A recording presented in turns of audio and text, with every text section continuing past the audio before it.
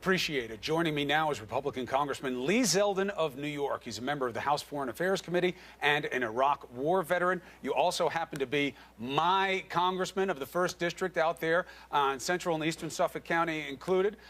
We've talked many times before. You have some unique challenges coming your way, Congressman, because that 1st District, your area, could be ground zero for the reality of these new policies. Are you concerned that this broad scope of enforcement discretion will lead to mass deportations in your own district?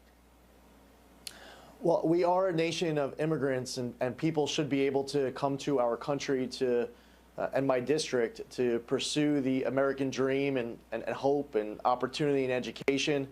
It's a unique district out here because we have a lot of people who come here legally, seasonally. We have the vineyards, the farming of the North Fork, the tourism and hospitality industry of the South Fork. We also have a big issue out here with regards to MS-13, gang violence, a lot of people who are here illegally and are disrupting communities and destroying lives. So the implementation of this new order is going to be incredibly important.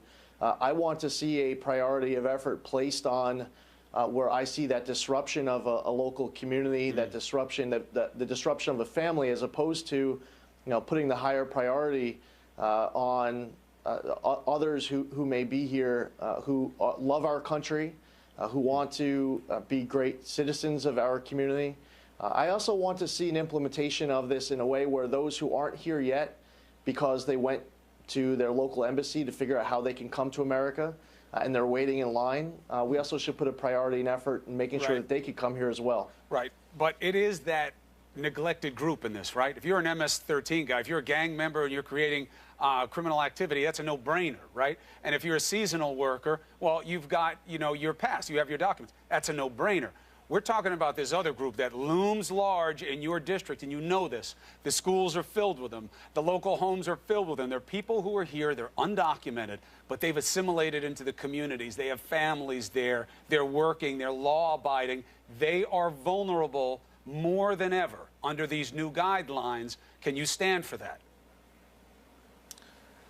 We're going to have to see how it ends up getting implemented. It's difficult for me to comment on exactly how many people are going to get deported, how this is going to get enforced in the coming weeks, months, and years. What I am encouraged by is that when the executive order on the travel ban was first signed off by the president, it seemed like the Secretary Kelly wasn't involved enough in that process. We didn't see the memos being signed out of the gate from the Secretary of Homeland Security to be able to do the questions and answers. But what we're seeing now with the memos that were signed, you could go on the DH website this morning and be able to get a lot more answers than the rollout of some of the prior executive orders. So we know what we know now, but it's difficult to guess exactly what the numbers will look like, the implementation, the process, and if it crosses a line and there is an improvement that needs to be advocated for, I'm all for it. When are you going to have a town hall? You haven't had one yet. You see what's happening. You're going to be vulnerable to that. Now, for the audience, Lee came in 2015. He beat someone who'd been there a long time, a Democrat named Tim Bishop. You won the election fair and square. You've got a lot of popularity. But when you go into a town hall, with this being out there right now, what are you looking forward to? Well, I would say a few things. One is, I had several meetings yesterday, actually, with people on the other side of the aisle, people who maybe are involved in protests. I'm doing the same thing today. Tomorrow night, I'll do a teletown hall where I'll speak to thousands of my constituents at once and answer questions. A teletown hall, did you say? I'll be hosting. Yeah, I've been doing them for years. It's great. People love them. You get thousands of people on the phone.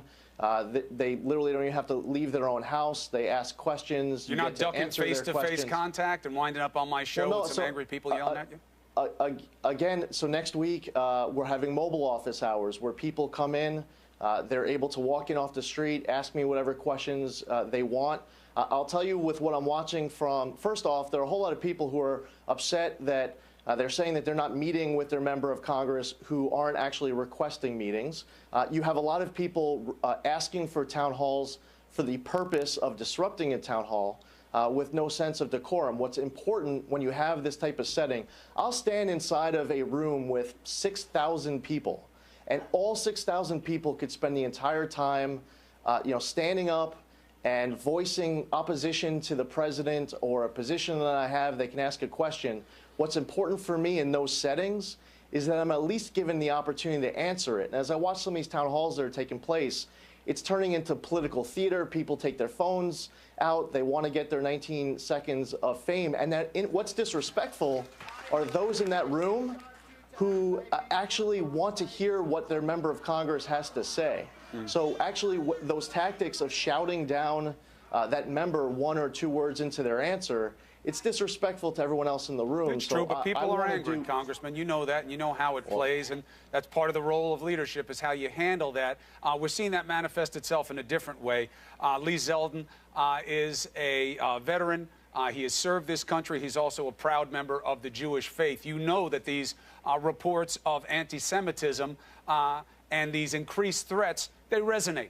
They create fear. And one of the reasons that the Jewish community can live safe in the knowledge that it's not going to be victimized in a real way is because everyone takes their back, starting at the top. Do you believe that the President of the United States dealt with these recent anti-Semitic threats the way he should have?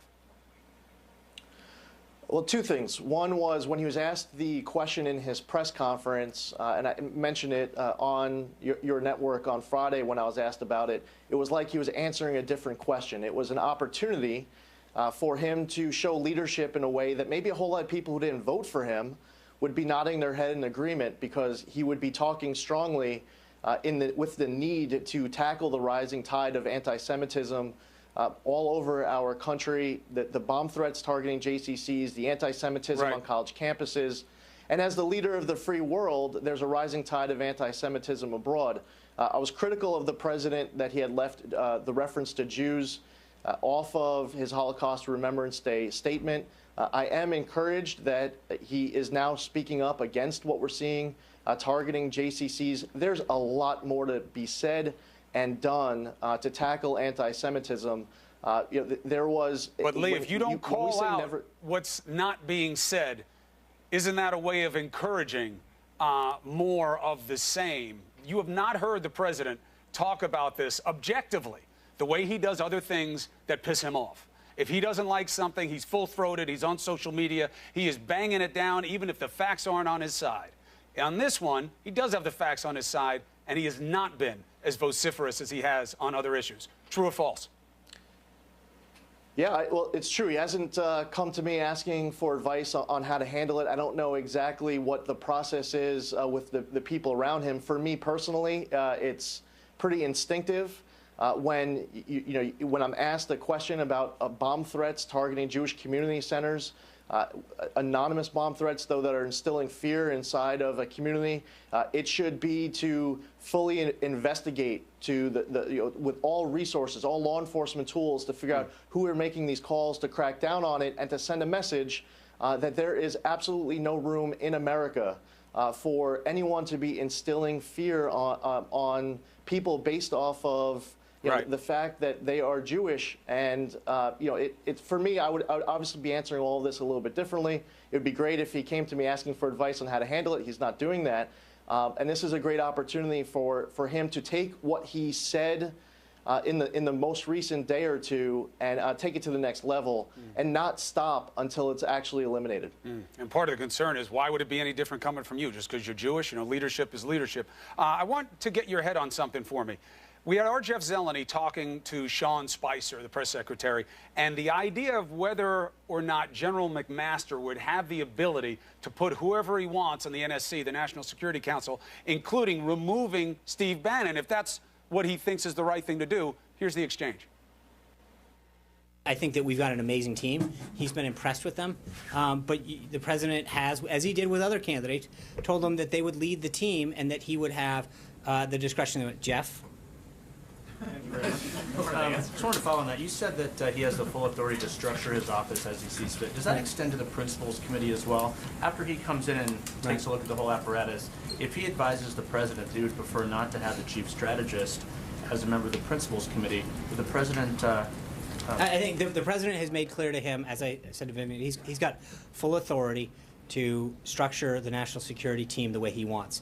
Obviously, it's something like that. He would come to the president and make that recommendation, but the president would take that under serious consideration. What do you make of that? Do you think there's any chance that the president would allow his national security advisor to remove Steve Bannon from the Principals Committee? Could be. It could be possible that he allows that. I think that you need to have the right chemistry on that committee. You need to be surrounded by people who at times may be telling you what you want to hear and other times telling you what you don't want to hear, just giving you the best possible advice so that you can make the best decisions. I don't know Steve Bannon. I don't know General McMaster. I don't know the chemistry between the two. At the end of the day, you need to have that committee aligned in a way that is going to allow the president to make the best possible decisions he can. And in a conversation between president and his new national security advisor, that decision is made to keep or remove Steve Bannon. What's most important at the end of the day is that the president is making the right decision to keep America safe and to do his job to the best of his ability. But I don't know whether or not he will, what kind of changes are upcoming. I really do wish our president success. I want him to be successful. I actually remember when I first came in the state Senate giving a speech in Stony Brook, Governor Cuomo of New York, he just gotten elected, and I said in introducing him, I wanted him to be successful. His success is our success as New Yorkers. Whether you voted for President Trump or you didn't, his success is our success as Americans. President Obama was my president, even though I didn't vote for him. President Trump is my president. I did vote for him. And I just want him to make the right decisions, be surrounded with the people that will allow him to be an effective president as much as possible. I didn't agree with you with what you said about the governor, but I understand why you're saying it about the president. We all hope for better days ahead. Congressman, thanks for outlining these issues for us. You're right. We'll see how the enforcement goes. We'll have you back on and you judge how it's affecting your district. Take care. Thanks, Chris. All right. Allison.